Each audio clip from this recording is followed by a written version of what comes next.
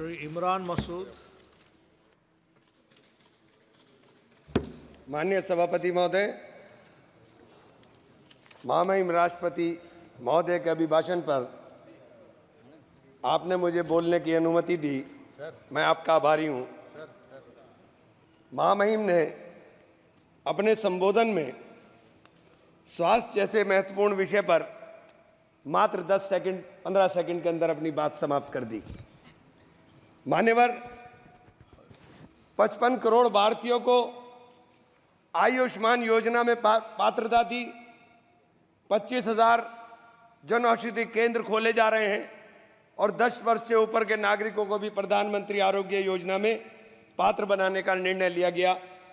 लेकिन मान्यवर, इसके साथ ही एक और बात जो बार बार कही जा रही है कि जिस परिवार के अंदर 6 यूनिट होंगी केवल उनका ही आयुष्मान कार्ड बनेगा।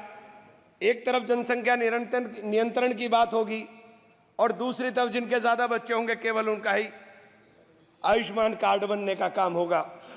आयुष्मान योजना के अंदर जब आप प्रगति का जश्न मनाते हुए इस चुनौती को भी स्वीकार करिए कि इस योजना में लगभग 34 करोड़ कार्ड जारी किए गए, जिनमें से 6.5 करोड़ 80 लाख लाभार्थियों को उपचार मिला।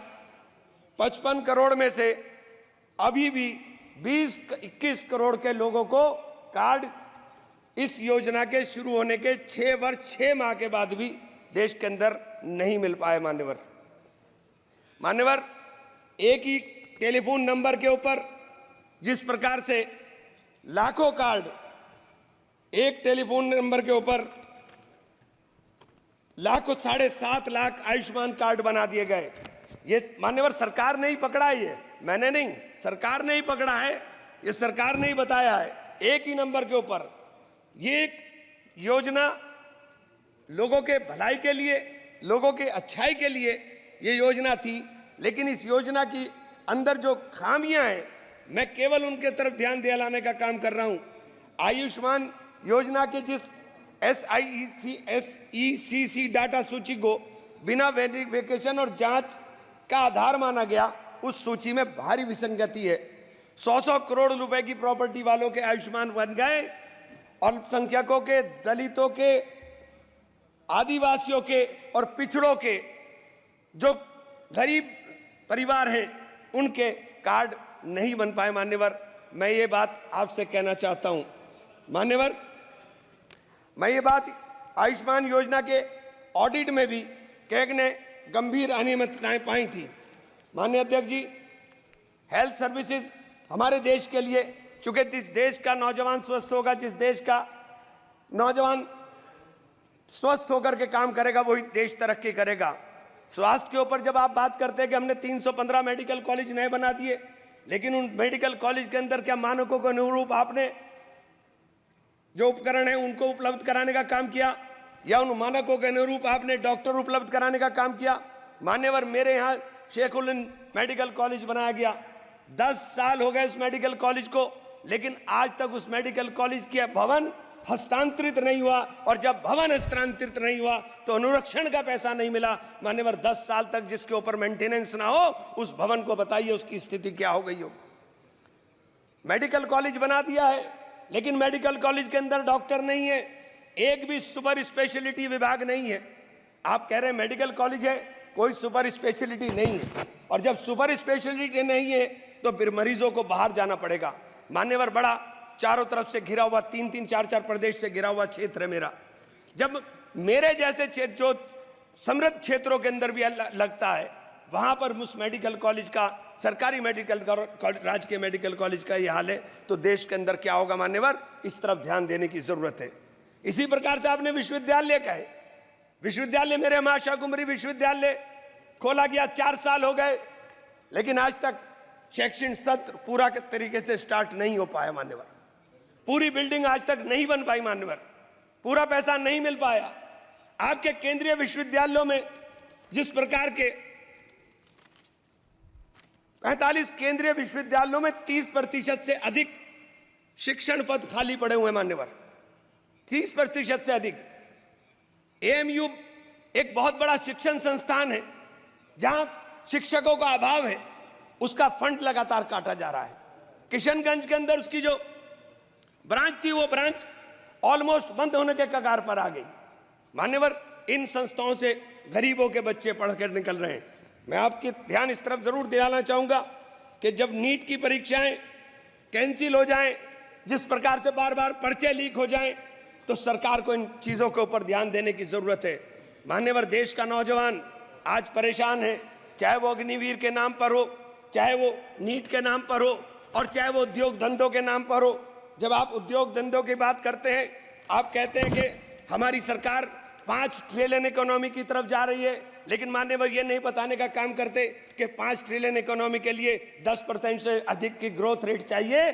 आपकी ग्रोथ रेट क्या है साथ मान्यवर, जब मैं आपका ध्यान इस रोजगार के गंभीर विषय की तरफ रखूंगा, राष्ट्रीय सांख्यिकी मंत्रालय NSO द्वारा असंगठित क्षेत्र में उद्यमों के सालाना सर्वे में जो चौंकाने वाला तथ्य है वो ये है मान्यवर के जुलाई 2015 से सितंबर 2023 के बीच भारत में लगभग 18 लाख फैक्ट्रियां बंद हुई हैं, जिसमें 54 लाख से अधिक लोगों की नौकरियां चली गईं।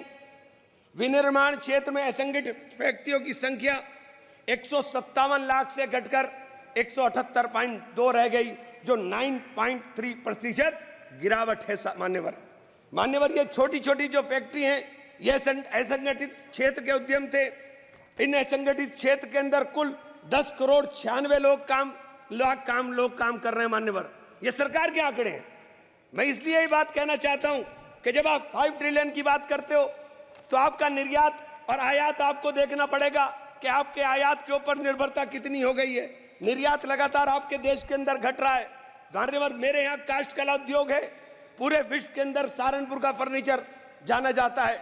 हमारे यहाँ 1500 करोड़ का कारोबार होता था, लेकिन 1500 करोड़ का कारोबार घट करके 800 करोड़ पर आ गया। मान्यवर, जब 800 करोड़ पर मेरे अकेले एक डिस्ट्रिक्ट के अंदर कारोबार आ रहा है, मान्यवर 650 जिले हैं इस देश के अंदर, 650 से जिलों से अंदर क्या स्थिति होगी।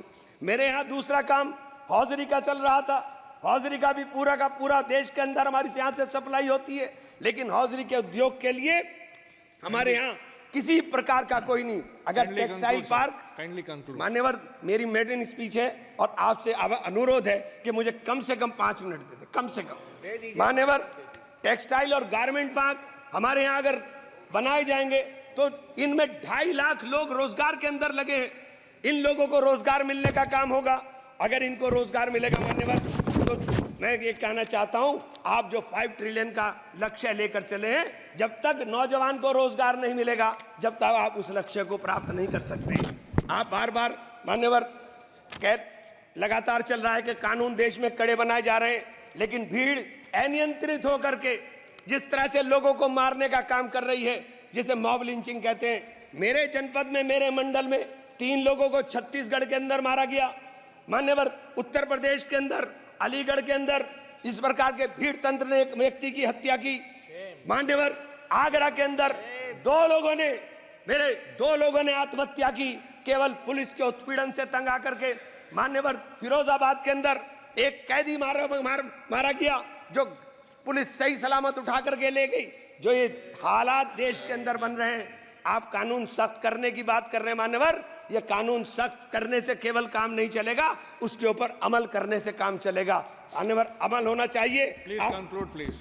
2 मिनट मान्यवर, बस 2 मिनट में कर दूं। अगर आप, मैं आपसे मान्यवर जरूर एक बात जरूर कहना चाहूंगा। मेरे क्षेत्र में मां शाकुंभरी बहुत बड़ी सिद्धपीठ है। बाहर 10 साल से मान्यवर, पिछले 10 साल से दिल्ली यमुनोत्री नेशनल हाईवे अधूरी स्थिति के अंदर पड़ा हुआ है। बार बार बड़ा शोर मचाया जाता है कि सब पूरा हो रहा है, लेकिन आज तक नहीं हुआ। उस सिद्धपीठ के जाने का रास्ता मान्यवर उस हाईवे से जाता है। अगर मान्यवर इसी योजना के अंदर उसको शामिल कर लिया जाए कि हमारी सिद्धपीठ के ऊपर जाने वाले श्रद्धालुओं को रास्ता सही मिल जाए, तो मान्यवर लाखों लोग उधर जाने का काम करते हैं। मेरे शहर के अंदर, सहारनपुर शहर के अंदर मान्यवर एक एलिवेटेड हाईवे की आवश्यकता सबसे ज्यादा थी। मैंने आपके माध्यम से अनुरोध करना चाहता हूं कि हम लोग जीत कर आए हैं, लोगों ने बड़ी उम्मीदों के साथ जीता है और मुझे तो कहा था रघुकुल रीत सदा चली आई, प्राण जाए पर वचन न जाए। जिन लोगों ने मुझसे वचन लेकर के जीत का वादा किया था, मान्यवर मेरी भी जिम्मेदारी है, मैं आपसे हाथ जोड़कर विनती करता हूं मान्यवर सरकार को कहें कि हमारे धन्यवाद मान्यवर, आप लोग धन्यवाद। सर जी, श्री जगदम्बिका पाल।